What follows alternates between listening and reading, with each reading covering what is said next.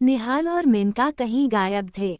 सुगंधा, भैया, मेनका भाभी कहीं नहीं दिखाई दे रही और नहीं निहाल। सुगंधा का भाई, तुम्हारी भाभी मुझे कहाँ कुछ बताती है? सुगंधा। तभी डोर बेल बजी। सुगंधा ने दरवाजा खोला। सुगंधा ने जो देखा वो देखकर उसके पैरों तले जमीन खिसक गई, क्योंकि निहाल और मेनका के गले में वरमाला पड़ी हुई थी। सुगंधा, भाभी, निहाल, ये सब क्या है?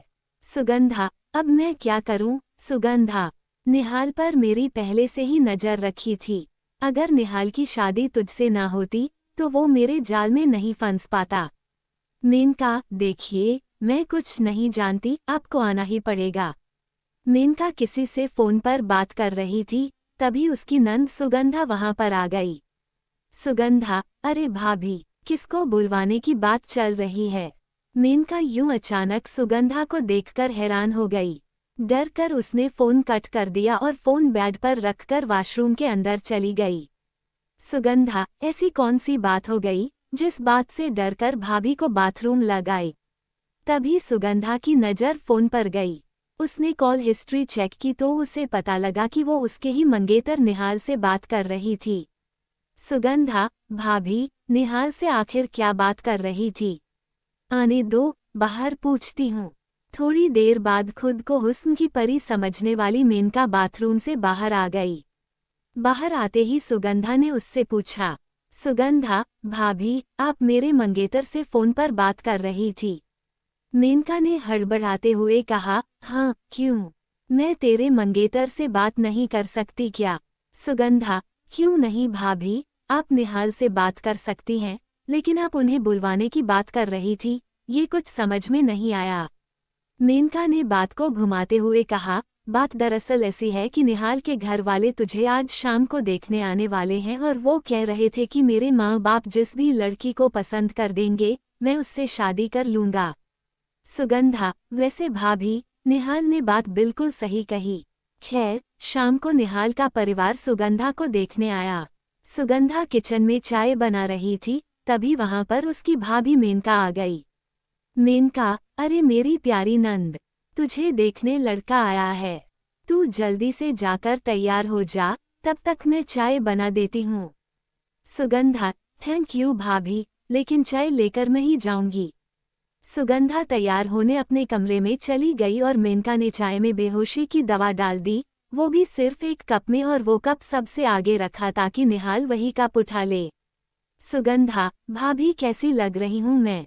मेनका, क्या बात है सुगंधा, तुझे देखते ही निहाल बेहोश हो जाएगा, देख लेना। ये लो, चाय नाश्ता लेकर जाओ, पर ध्यान रहे सबसे पहले निहाल को ही चाय देना। सुगंधा ने वैसा ही किया। सुगंधा के पिता, खन्ना साहब, ये हमारी बेटी है जिसकी फोटो पंडित जी ने आपको दिखाई थी। अगर निहाल चाहे तो अकेले में जाकर बातचीत कर सकता है। खन्ना साहब, हाँ बेटा निहाल, जाओ सुगंधा से अकेले में जाकर बात कर लो। चाय पीते पीते निहाल को थोड़ा सा सरूर चढ़ने लगा। निहाल, अरे नहीं नहीं, मुझे कोई बात नहीं करनी। अगर आप सभी को रिश्ता मंजूर है तो मुझे भी मंजूर है। अगर आप सभी को रिश्ता मंजूर नहीं है तो मुझे भी मंजूर नहीं है। इतने में वहां पर सुगंधा की भाभी मेनका आ गई और हाथ पकड़कर उन दोनों को अपने कमरे में ले गई। मेनका, अरे क्या बच्चों की तरह शर्मा रहे हो तुम लोग? अब तुम दोनों चुपचाप बातचीत कर लो, कोई नौटंकी नहीं चाहिए मुझे। अगर कहो तो मैं चली जाती हूँ यहाँ से। निहाल, अरे नहीं नहीं, आप यही रुकिए, वरना घर वाले क्या समझेंगे। सुगंधा, मुझे आपसे कुछ भी नहीं जानना है। आप और आपका परिवार मुझे पसंद हैं। अगर आप मुझसे कुछ पूछना चाहते हैं तो पूछ सकते हैं। निहाल, नहीं मैं। निहाल कुछ बोलने ही वाला था कि तभी वो बेहोश होकर बेड पर गिर गया। सुगंधा, भाभी, ये क्या हो गया? आप तो शादी से पहले नजरें चुकी हैं ना। जल्दी देखिए, मैं भैया को बुलाकर लाती हूँ। मेनका, किसी को कुछ बताने की जरूरत नहीं है, बस थोड़ा सा स्ट्रेस होने की वजह से बेहोश हो गया। तुम ऐसा करो, चुपके से पानी लेकर आओ, तब तक मैं इसे देखती हूँ। सुगंधा चुपके से पानी लेने चली गई। इधर मेनका ने निहाल को अपने गले से लगा लिया। थोड़ी देर बाद जैसे ही सुगंधा अंदर आई, मेनका निहाल से अलग हो गई। सुगंधा, ये लीजिए भाभी, पानी। मेनका ने निहाल के मुंह पर पानी डाला, जिससे उसे होश आ गया। मेनका, क्या करते हो? होने वाले नंदोई साहब होने वाली बीवी को देखकर ही बेहोश हो गए। कमाल है। निहाल और सुगंधा का रिश्ता तय हो गया और दोनों की धूमधाम से शादी हो गई, लेकिन मेनका की नज़र निहाल पर ही थी। सुगंधा अब अपने ससुराल जा चुकी थी, लेकिन मेनका बार बार जानबूझकर सुगंधा को फोन करती रहती और उससे बात करने की बजाय निहाल से ही बात करती रहती। मेनका, कैसी है हमारी नंद? ससुराल में मजा आ रहा है या नहीं?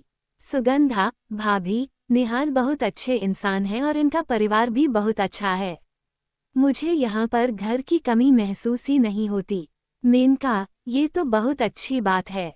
इसी बात पर मेरी बात नंदोई जी से कराओ, जरा उनकी भी खबर लेती हूँ। सुगंधा, हाँ हाँ, अभी कराती हूँ। सुगंधा ने फोन निहाल को दे दिया। अब मेनका का ये रोज का काम हो गया। वो सुगंधा को फोन करती, लेकिन घंटों निहाल से ही बात किया करती। एक रोज मेनका ने अपनी सासू माँ और पति से कहा, सासू माँ, 6 महीने हो गए, आपको अपनी बेटी की याद नहीं आती और आप दिन भर काम में ही बिजी रहते हैं। आपको अपनी बहन की याद नहीं आती। हम लड़कियों के साथ यही होता है, शादी होने के बाद मायके वाले भूल जाते हैं हमें। सुगंधा का पति, ये कैसी बातें कर रही हो तुम? मैं भला अपनी बहन को क्यों भूलूंगा? मेनका, अरे तो अब 6 महीने हो गए। अपनी बहन और नंदोई जी को यहाँ बुला लो, कुछ दिन यहाँ गुजारेंगे वो लोग। सासू माँ, बहू ने तो मेरे दिल की बात छीन ली, मैं अभी फोन करती हूँ दामाद जी को। अपनी सासू माँ की ये बात सुनकर मेनका बहुत खुश हो गई और शाम को ही निहाल अपनी नई नवेली दुल्हन सुगंधा के साथ उसके मायके आ गया। घर की डोर बेल बजी। सुगंधा की माँ, अरे आओ आओ, अंदर आओ तुम दोनों। अंदर जाकर निहाल अपने सास, ससुर और बाकी परिवार वालों से मिला। अगली सुबह जब सुगंधा अपने कमरे में नहीं थी, तो इस बात का फायदा उठाकर मेनका उसके कमरे में गई और उसकी साड़ी पहन ली। मेनका, मैं सिर्फ नाम से ही नहीं, बल्कि हुस्न से भी मेनका हूँ।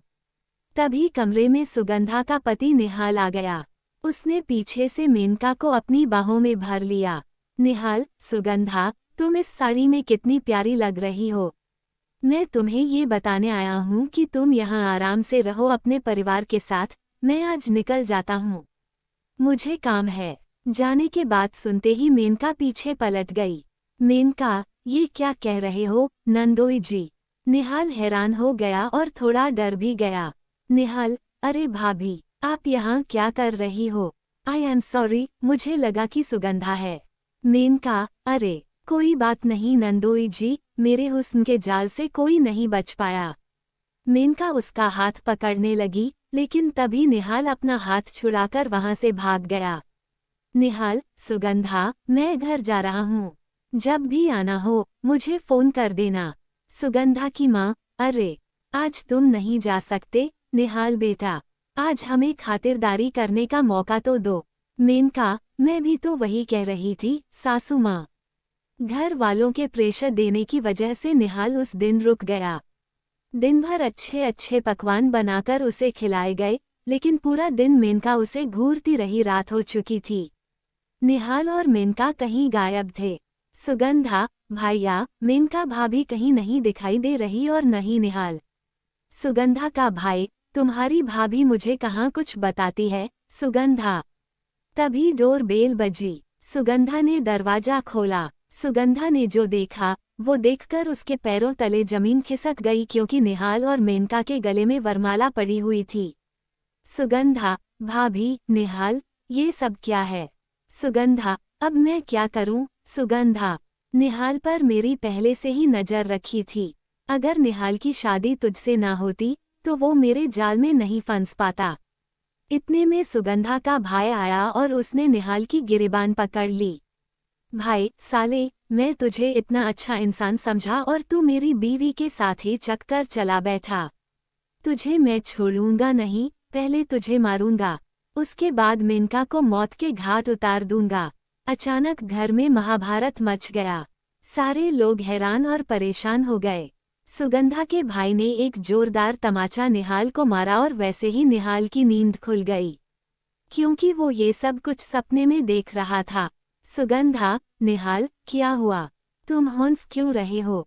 तुम्हारे चेहरे पर से पसीना क्यों टपक रहा है? कोई बुरा सपना देखा क्या? निहाल, सुगंधा, लगता है अब मुझे तुम्हें बताना ही पड़ेगा। निहाल, क्या बताना पड़ेगा? जो भी हो वो बता दो, परेशान मत हो। सुगंधा, ये जो तुम्हारी मेनका भाभी है ना, ये मुझ पर लाइन दिया करती है। जब भी देखती है, मुझे गलत नज़र से ही देखती है। इतना सुनते ही सुगंधा हंसने लगी। सुगंधा, अच्छा तो तुम इस बात से परेशान हो। भाभी बहुत ही चुलबुली नेचर की और बहुत मॉडर्न ख्याल की है। वो सभी के साथ ऐसा बिहेव करती है। सो जाओ। निहाल उसके कहने पर सो गया, लेकिन अगली सुबह जब बाथरूम के अंदर से निहाल टॉवल मांग रहा था, तब मेनका उसे टॉवल देने के बहाने बाथरूम में ही घुस गई। निहाल, अरे छोड़ो भाभी, ये क्या कर रही हो आप? मेनका, इतने नखरे मत दिखाओ। उन लोगों की बातें सुनकर सुगंधा और पूरा परिवार उसके कमरे में आ गया। निहाल बाथरूम का दरवाजा खोलकर बाहर आया और उसके तुरंत बाद मेनका भी बाथरूम से बाहर आ गई। सभी लोग निहाल को ही उल्टा सीधा बोलने लगे, लेकिन तभी बीच में सुगंधा आ गई। सुगंधा, बस कीजिए आप लोग। मुझे निहाल पर पूरा भरोसा है, वो ऐसा कुछ नहीं कर सकते। सुगंधा का भाई, मुझे भी मेनका पर पूरा भरोसा है। और सुगंधा, तुम अपनी इतनी अच्छी भाभी पर डाउट कर रही हो। सुगंधा, भैया, कल रात में ही निहाल ने मुझे बताया था कि मेनका की उन पर बुरी नज़र है, लेकिन मैंने रात में उस बात को इग्नोर कर दिया था। सुगंधा, चलो निहाल, कोई तुम्हारा भरोसा करे या ना करे, मुझे तुम पर पूरा भरोसा है। इतना कहकर सुगंधा ने अपना बैग पैक किया और निहाल के साथ वहां से निकल गई। मेनका, देखिए, इसमें ना ही मेरी गलती और ना ही निहाल की। दामाद जी को लगा कि सुगंधा है, इसलिए उन्होंने मेरा हाथ पकड़कर अंदर खींच लिया। जैसे ही हम दोनों ने एक दूसरे का चेहरा देखा, चीख निकल गई और हम दोनों बाहर आ गए। उसके बाद आप लोग भी आ गए। मेनका को अपनी गलती का एहसास हो गया। उसने फ़ोन करके निहाल से माफ़ी मांग ली और उस बात को वही दबा देने के लिए कहा।